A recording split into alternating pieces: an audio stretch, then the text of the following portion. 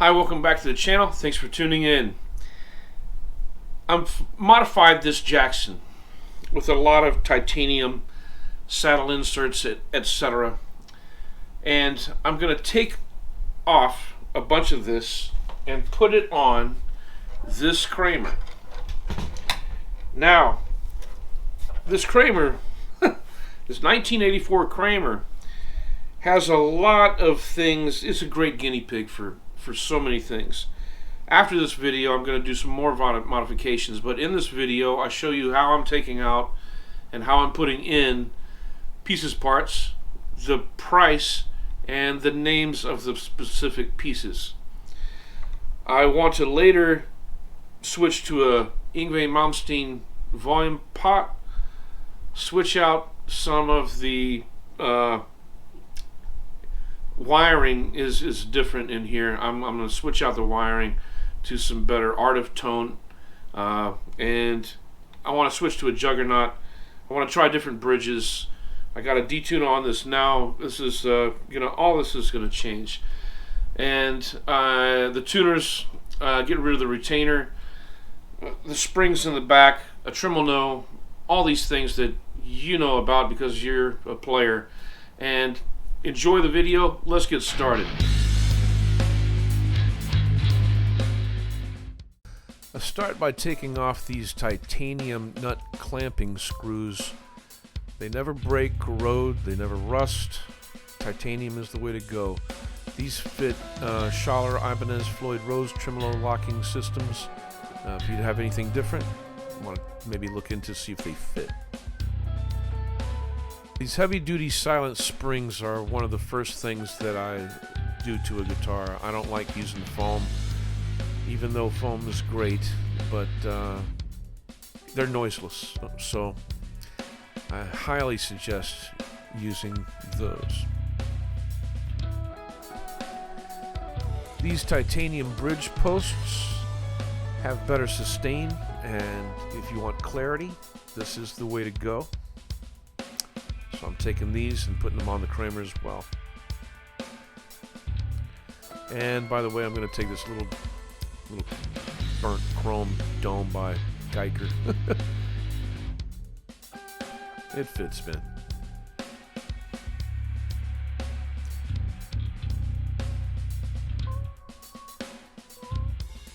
Now to get to these titanium saddle inserts, these are special. They, being made out of titanium, they never split, they never expand, they never get stuck in the saddles.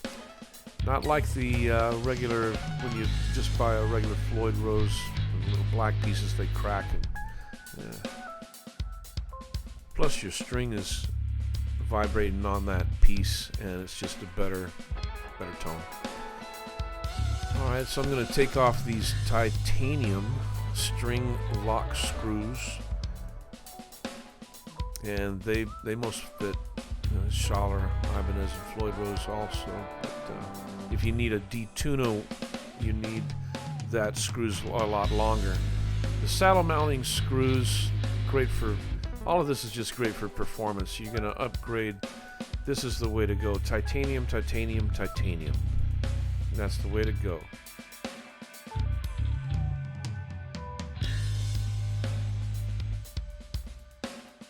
Okay, so here are all the parts I took off the Jackson to put on this Kramer, 1984 Kramer. And so I got to take all that apart and put the parts on. And this part up here. This is a 37mm brass L-sustain big block. Holy cow.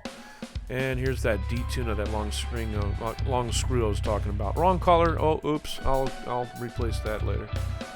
And these ratio tuners, man, from low to high, you got the E. Check out these stats. You got a 39-to-1 ratio, 24-to-1, 20-to-1, 35-to-1, 20-to-1, and 12-to-1 for your 6 strings instead of all of them being 18-to-1. If you got a different size diameter string, you need a different diameter gear to keep it in tune better. I can't believe this is only an $800 guitar. It's one of the best guitars that you can get for rock. Here's the EVH D-Tuna So you can drop D and by pulling it out and push it back in to go back to standard tuning. Best thing that Eddie Van Halen came up with, I think, for a bridge modification. It's brilliant.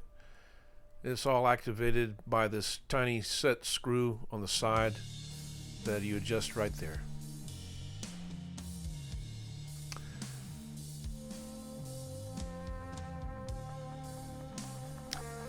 Now, unless you want to beat up your guitar and make it look all relict like I do here with the driver hitting the wood of the guitar, put down a cloth so you don't hit it with your driver or scratch it with your screw when you pull things out. And I use a magnet to get out the old saddle inserts. So here's an idea. Take it and go boop, just like that, and take it out.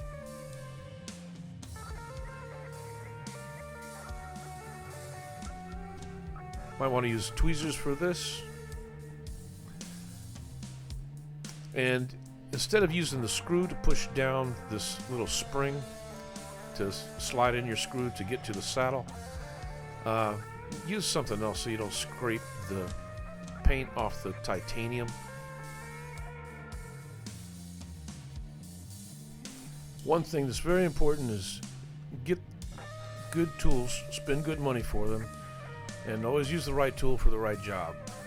I'm just now getting into using tools for getting into the guitar. I've been playing them so long, now I'm getting into wanting to modify and build and getting into the luthier side of it. And so I'm limited in the stuff that I have right now, so you'll see me use different types of Allen wrenches. The ones with handles is the one I like, the ones I like the most. And for the truss rod, a real long one. And that's important to know the type of tools for the exact job. Don't mess around. While I was unscrewing these posts and putting in the new titanium posts, they just felt, it just feels so much more stronger. Now I'll save this bridge plate, but I don't think I'm ever going to use it again. It's just after using other bridge plates, this looks kind of rinky-dink, man. It works, you know. Can you hear that bridge plate? Probably not, but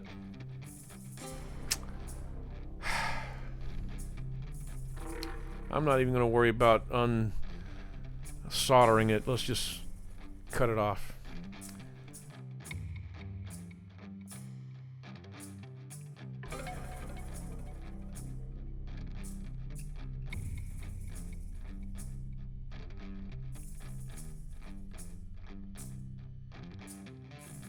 You put in the screws, and then you have an Allen screw.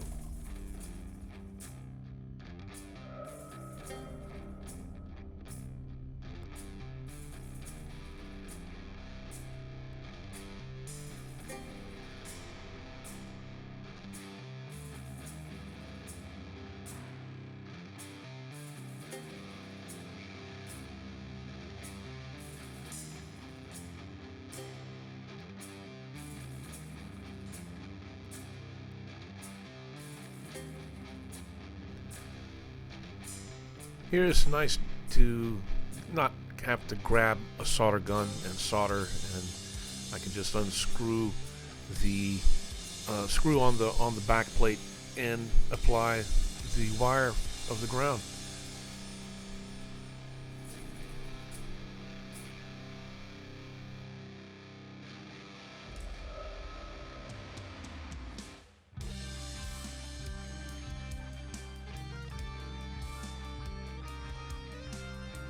But look at the size of that block compared to the one that's going in there. That's gonna be some good tone, man.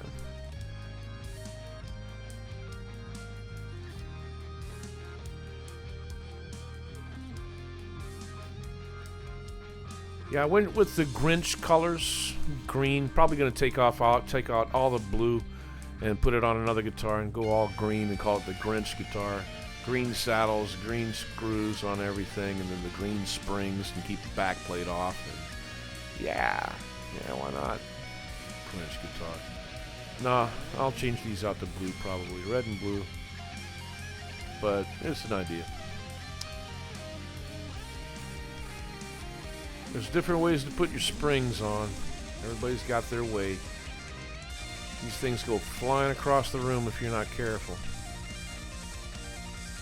But they got tools for that. Be smart and buy it. Don't hurt yourself. There's a little Allen screw here to tighten in the Tremol-No against the block. And great thing to have. And in case you don't know what a Tremol-No modification is, it's pretty much 3 bridges in one. You can have a hard tail, you can have a dive only, or you can have a floating bridge where you can pull back on the bridge. And with that middle screw, that's where you can adjust it. So it's a really awesome piece of gear. Okay, so let's take all this apart now that I've put it together. Oh my gosh, what happened to that screw?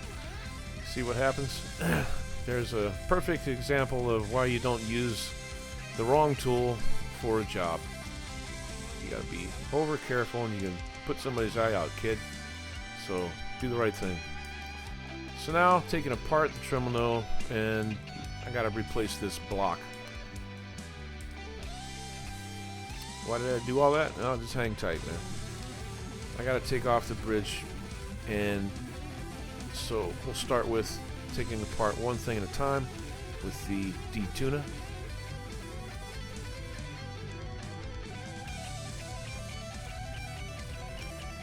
And this is how you take apart a Floyd Rose.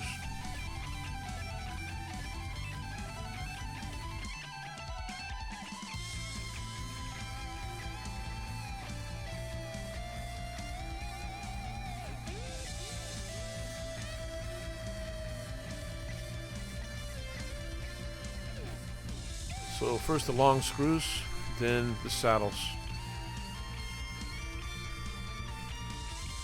Unscrew the top screw. Keep them in order in their little quadrants. So next we have these 3 main screws that hold in the block. Take those out and throw away that little piece of metal that you'll see. It doesn't need to be in there.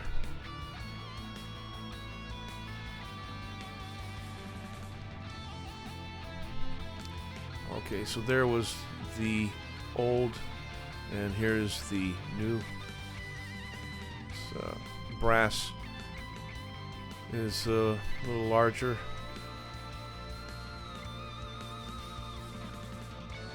Be careful putting it back in. Don't put it in. That's where that L shape is where the tremolo is going to go. And that's where it looks like finished. Put all the pieces back.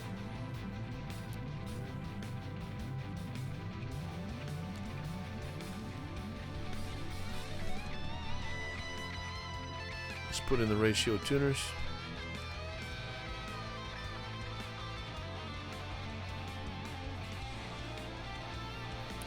How to take off and install these ratio tuners.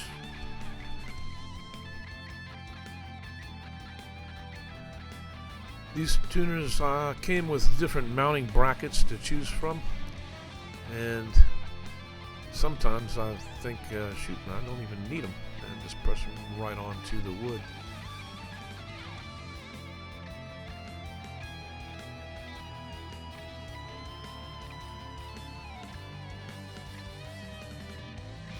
There's different methods for putting on these strings. Some people like to do the ball end at the tuner and then cut the strings and put it in the bridge this way. To each their own.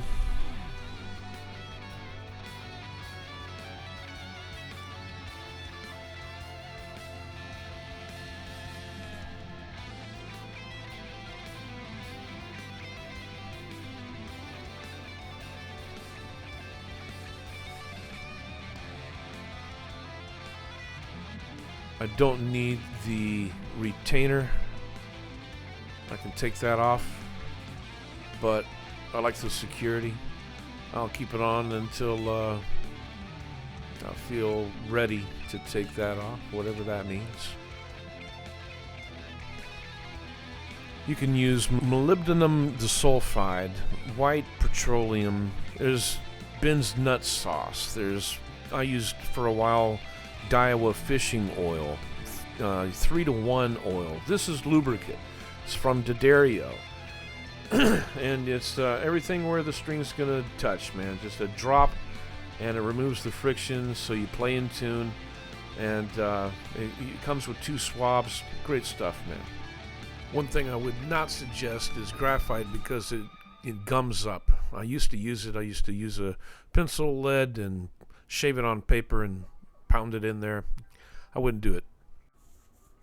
Just put it all on your contact points, the floating bridge, the string height adjustment screws, the nut, of course, where I'm at right here, even string trees. I put it on anywhere the string is touching. You don't have to go crazy, but go crazy and put it everywhere, man. Just except on the string, of course. Let's not get too carried away.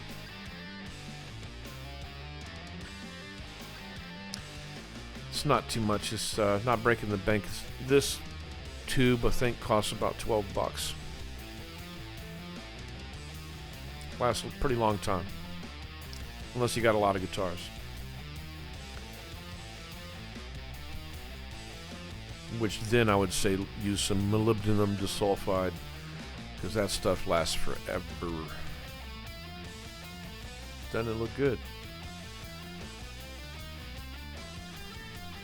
Okay, so here's my favorite in the whole world, $6. You can get some Daiwa reel oil for fishing gear, and I swear by it, man. It's good. Fishing for some notes.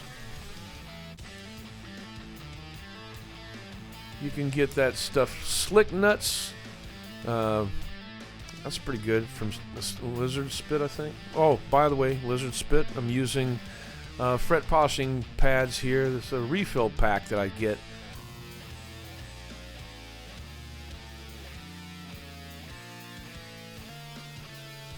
You can also get the ultimate fret polishing system, and it comes with a cloth and these little metal parts that expose the fret, so you don't you don't polish the fret board itself. And you can see the difference here pretty quick. Gorgamite is some kind of polishing compound, some kind of chemical. Look at all the gunk that comes out. I used to use quad-out steel wool, and on occasion I still do. Metal on metal rubs away metal. Just cover your pickups, because it'll ruin your pickups. Cover your pickups real good. Look at that. There's a difference. Yeah. I just wipe it down with a shop towel. You can use, well, shoot, man, anything. I just use shop towels. Inexpensive, and they go a long way.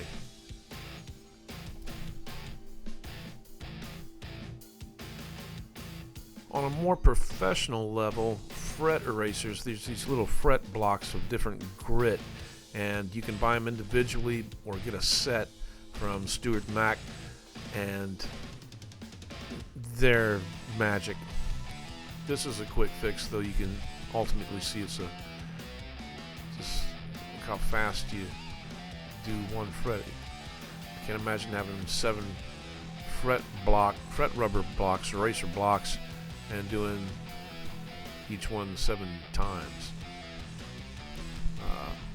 Or you're not going to do it 7 times. You're going to do it appropriately. Another fret polishing compound is by Music Nomad in a little 1 fluid ounce tube called Frine. And what you're doing is you're improving your playability and increasing your string life with all of these types of ways that you would choose how you want to clean your frets, but it shines the frets, it removes oxidation, it's petroleum free, it's good stuff for your metal fret wire. Any of these ways will do fine. Okay, now we've got some Formula 65, got some lemon seed oil in it, or lemon oil, or lemon. We've got a lemon in there somewhere. Who knows how much, but it does the trick. Don't squeeze the bottle, let the pad do the work. It takes a while to come on out, but yeah, great stuff for the fretboard conditioning. Wouldn't put it on every type of fretboard, but certain ones really work well. Polish it off after you put it on.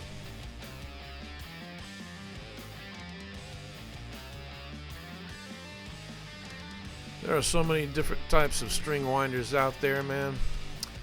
But the best one is your hand. Go ahead and give it a workout, but I know we're in a rush to hurry up and play. I would suggest using D'Addario.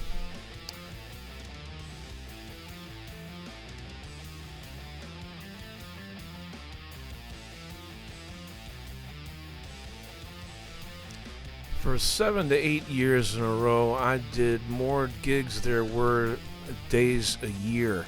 I stretched my strings. People tell you not to stretch your strings. Let them stretch naturally. Through my experience, they just stay in tune better to me. Here's a thing called a string stretcher. String Stretcha, $15, and you can stretch your strings. I used it once, and I'd rather use my hands. I understand what it does, but I don't do it that way. I massage the string out and I tune it. And I'll do a video on how I do my strings. And I'm a stretcher, but I don't use a tool. I'll use my hands. That's it. Hercules not only makes really nice guitar stands, but also this really nice guitar neck cradle. It's very stable, even though you can make your own. But it is adjustable. Another cool thought, another modification you can do is if you need your Allen wrenches for your Floyd Rose and it's in your case in the backstage and you got to walk all the way across, nope, it's right on the back of your headstock. They're snug, finger tight in the back of your headstock, right there, the two that you need. Nice.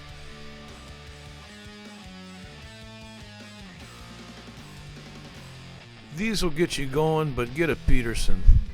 Get a really reliable tuner. But for starters, when you just get it up to tune before you put it on your lap and start really tuning the guitar, Snark, yeah, they'll do it.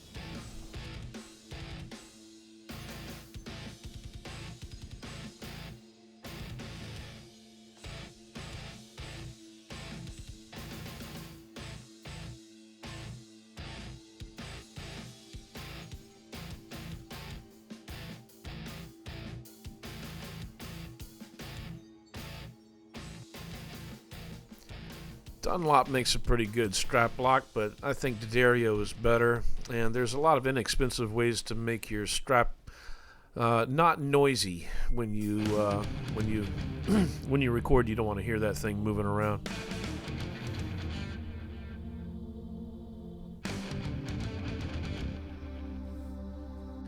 These can be a little bit difficult to put on, but if you just watch the video, it's not that difficult.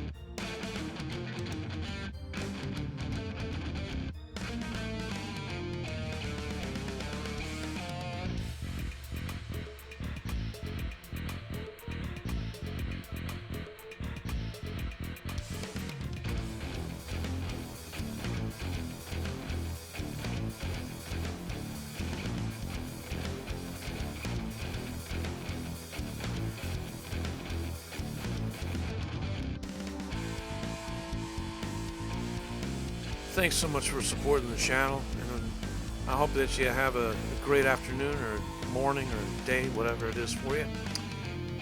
And until the next journey, rock on.